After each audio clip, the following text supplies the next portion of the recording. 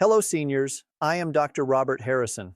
If your feet tingle at night, if your hands feel numb for no obvious reason, or if you feel burning, stabbing, or electric pain that no one seems able to explain, stay with me for the next few minutes because what I'm about to share may explain why your nerves are suffering and, more importantly, how to stop the damage before it becomes permanent. This is not about managing pain. This is about protecting your nerves while you still can. Let me make you a clear promise right away. By the end of this video, you will understand the single worst poison attacking seniors' nerves today. A poison most people are exposed to every single day without realizing it. And you'll know exactly what puts you at risk and what needs to change. Not someday, now. I'm Dr. Robert Harrison. I've spent decades treating seniors with nerve pain, numbness, burning feet, loss of balance, and something many are told they must just live with: neuropathy. And one of the most frustrating things I see is how often people are told the wrong story about why their nerves are failing. They're told it's age, they're told it's genetics, they're told it's inevitable. In many cases, none of that is true. So now I want to ask you one clear question, and this is your call to action. Have you experienced tingling, numbness, or burning in your hands or feet?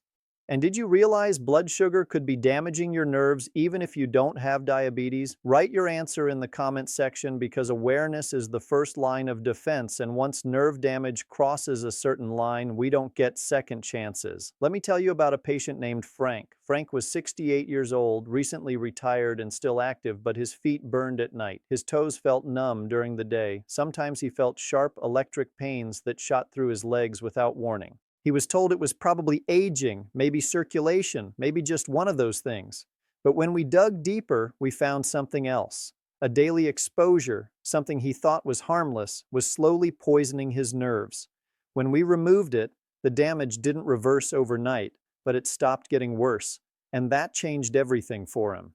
Here's the open loop I want you to hold on to. What was that poison? And how many seniors are unknowingly feeding it every single day? To answer that, you need to understand something fundamental about nerves.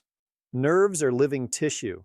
They are not wires. They are delicate structures that rely on oxygen, nutrients, and stable internal chemistry to function. Unlike skin or muscle, nerves heal very slowly. That means damage accumulates quietly over time. Long before you feel pain, tingling, or numbness, your nerves may already be under attack. Now here's where things start to get uncomfortable. The worst poison devouring seniors' nerves is not something dramatic like industrial chemicals or rare toxins. It's not even alcohol by itself. The worst poison is something far more common, something many seniors are encouraged to consume regularly. The worst poison destroying your nerves is chronic blood sugar toxicity, and this is critical to understand. You do not need to have diabetes for blood sugar to destroy your nerves. You only need repeated spikes. And millions of seniors experience those spikes every day without knowing it. When blood sugar rises too high, sugar molecules attach to nerve fibers and the tiny blood vessels that feed them. This creates inflammation, oxidative stress, and damage to the protective coating around nerves. Over time, nerves lose their ability to send clean signals. That's when tingling starts, then numbness, then burning, then pain, then loss of balance. One of the biggest myths in senior health is that neuropathy suddenly shows up. It doesn't. It develops silently, often for years, while the poison keeps working in the background. Let me ask you something important. Have you ever been told you're borderline diabetic or pre-diabetic, or told your blood sugar is a little high but not too bad? That's often where nerve damage begins. In fact, studies now show that prediabetes causes nerve damage almost as often as full diabetes. The difference is that most people with prediabetes don't know they have it. Now, I want to pause here because this is where many people say, but I eat healthy and I believe you. Most of my patients believe that too. That's the problem. The poison is not obvious. It hides inside foods and habits that sound healthy on the surface. Let me walk you through how this poison works step by step. You eat something that spikes blood sugar. Your body releases insulin to push that sugar into cells. Over time, cells become resistant. Sugar stays in the bloodstream longer. Nerves, especially the long nerves in your feet and hands, are exposed to toxic sugar levels again and again. The tiny blood vessels that feed those nerves become damaged. Oxygen delivery drops, nerves slowly starve, and because this happens gradually, people don't connect the dots. They say things like, "It came out of nowhere," when in reality it's been building for years. Here's another open loop. If blood sugar toxicity is so damaging, why don't all seniors with high sugar get neuropathy? The answer is exposure frequency, duration, and nerve resilience. Some nerves tolerate abuse longer than others, but once damage crosses a certain threshold, symptoms appear and they often accelerate quickly. Now let's talk about where this poison comes from in daily life. The first major source is liquid sugar, fruit juice, sweetened coffee drinks, sports drinks, even so-called healthy smoothies. Liquid sugar enters the bloodstream extremely fast because there's no fiber to slow it down. That creates sharp spikes that directly harm nerves. Seniors are often told juice is easy nutrition. In reality, it's one of the fastest ways to poison nerves. The second major source is refined carbohydrates eaten alone. Bread, cereal, crackers, rice, pasta, especially when eaten without protein or fat. These break down into sugar quickly. Seniors are often advised to eat easy-to-digest foods, but easy digestion often means rapid sugar release. That sugar has nowhere to go except into the bloodstream and onto nerve tissue. The third source is constant snacking. When insulin stays elevated all day, nerves never get a break. There's no recovery window. This is why grazing is especially harmful for nerve health. Nerves need stable conditions to survive. Constant sugar exposure keeps them inflamed. Now here's a piece most people never hear. Some medications can quietly worsen nerve damage by interfering with nutrient absorption, especially B vitamins. Certain acid-blocking medications, diabetes drugs, and cholesterol medications can deplete B12 over time.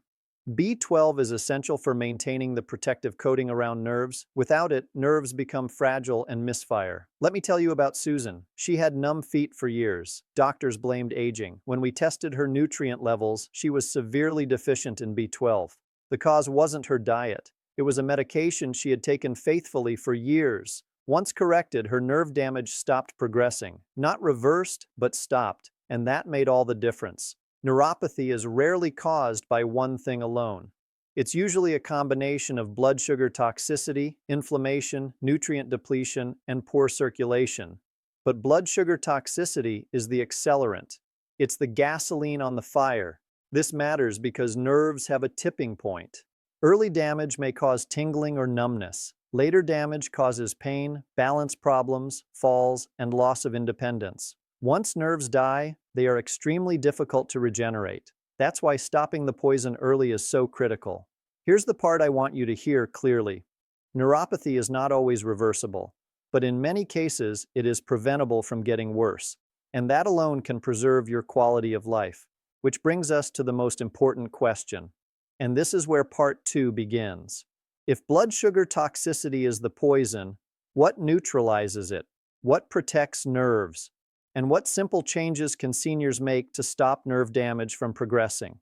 In the next part, I'll show you how to identify hidden blood sugar spikes, the single eating rule that protects nerves, the nutrients nerves desperately need after 60, and how to tell whether your nerve damage may still be in the reversible stage. Now let's talk about the part that actually gives you power.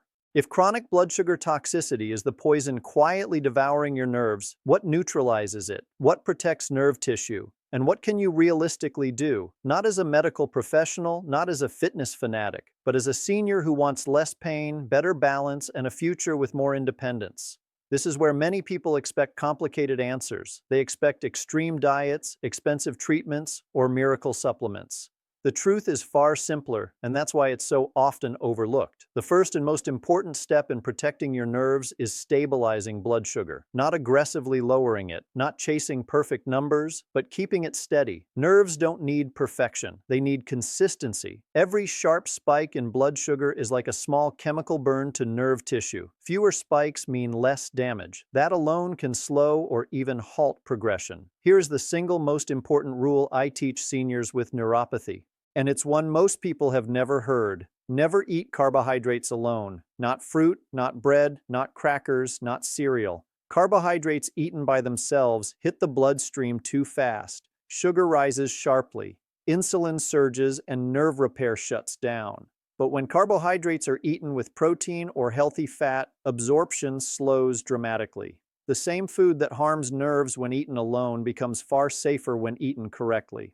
This rule alone explains why some seniors develop severe neuropathy while others don't. Even with similar diets, it's not always what you eat, it's how you eat it. Let me give you a real example. A man, James, 74 years old, came to see me because his legs felt weak and unsteady by early afternoon. He had burning feet at night and numb toes during the day. He believed he was eating clean. Every morning he drank a fruit smoothie with banana, mango juice, and yogurt. What he didn't realize was that the liquid sugar hit his bloodstream before his muscles and nerves had any protection. We removed the smoothie, replaced it with eggs and vegetables in the morning, and moved a small portion of fruit to later in the day, eaten after a meal. Within weeks, his nerve pain eased, his balance improved, and his energy lasted longer. Nothing magical happened. We simply stopped poisoning his nerves. The second major step is eliminating liquid sugar entirely. No juice, no sweetened drinks, no smoothies. Even 100% natural juice is pure sugar without fiber. Fiber is what slows absorption and protects nerves. Without it, sugar hits fast and hard. Seniors often drink juice because it's easy, gentle, and recommended. Unfortunately, it's one of the fastest ways to worsen neuropathy. If you want fruit, eat it whole in small portions and never on an empty stomach. Fruit after a meal is far safer than fruit as a snack. This one change alone can dramatically reduce nerve irritation. The third step is nutrient protection, and this is critical. Nerves require specific nutrients to maintain their structure and function. Chief among them is vitamin B12. B12 is essential for maintaining the protective coating around nerves called myelin. Without enough B12, nerves become exposed, fragile, and misfire. Many seniors are deficient in B12 without knowing it, especially those taking acid blockers or certain medications, but B12 is not the only nutrient nerves depend on. Magnesium supports nerve signaling and reduces cramping and twitching. Folate works alongside B12 to protect nerve tissue. Alpha-lipoic acid helps reduce oxidative stress in nerves and has been shown to improve neuropathy symptoms in some people. These nutrients don't cure nerve damage, but they help stabilize and protect what remains. Now, here's an important caution. More is not better. Some vitamins, especially B6 in high doses, can actually worsen nerve damage if taken incorrectly. This is why testing and guidance matter. Guessing can be harmful. The fourth step is reducing chronic inflammation. Inflammation sensitizes nerves and amplifies pain signals. It turns mild nerve irritation into severe burning or stabbing pain. Highly processed foods, refined seed oils, and excessive sugar all fuel inflammation. On the other hand, foods like fatty fish, olive oil, vegetables, and spices such as turmeric help calm inflammatory pathways. Less inflammation means quieter nerves. The fifth step is movement, but not the kind most people fear. You do not need intense exercise to protect nerves. In fact, extreme exercise can worsen symptoms. What nerves need is circulation. Gentle walking, especially after meals, helps lower blood sugar and improves blood flow to nerve tissue. Even 10 minutes can make a difference. Movement is medicine when done correctly. At this point, I want to address something important. Many seniors feel discouraged when they hear nerve damage is slow to heal. That's true. Nerves regenerate very slowly, if at all. But stopping progression is just as powerful as reversing damage. Less pain, better sleep, improved balance, fewer falls. Those changes matter. One of the most harmful beliefs seniors are given is that nothing can be done. That belief itself becomes dangerous.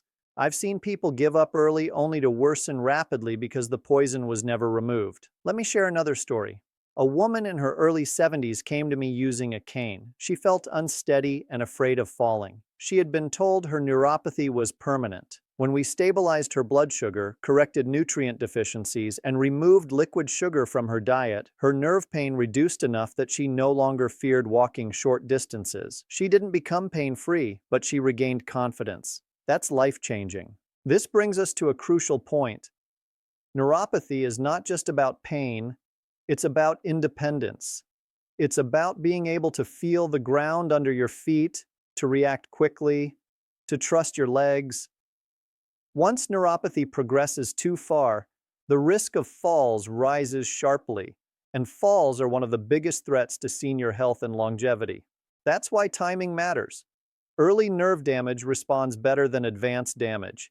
Tingling and mild numbness are warning signs, not verdicts. They are signals telling you something needs to change. Now, let me give you a simple, practical way to take control for the next 2 to 4 weeks. Remove liquid sugar completely. Pair all carbohydrates with protein or healthy fat. Eat fruit only after meals in small portions. Walk for 10 minutes after eating when possible. And if you haven't had your B12 levels checked, ask for it. Do not change medications on your own, but be aware of their potential impact on nutrients. Observe what happens. Pay attention to your symptoms. Many seniors notice less burning at night, improved sleep, and steadier balance. Even small improvements matter because they tell you the damage is not yet fixed in stone. Here's something I want to say very clearly. Anyone promising a miracle cure for neuropathy is not being honest. But anyone telling you nothing can be done is also wrong. There is a wide space in between, and that's where real progress lives. Neuropathy is often the result of years of quiet damage. It makes sense that improvement takes time, but stopping the poison is always the first step.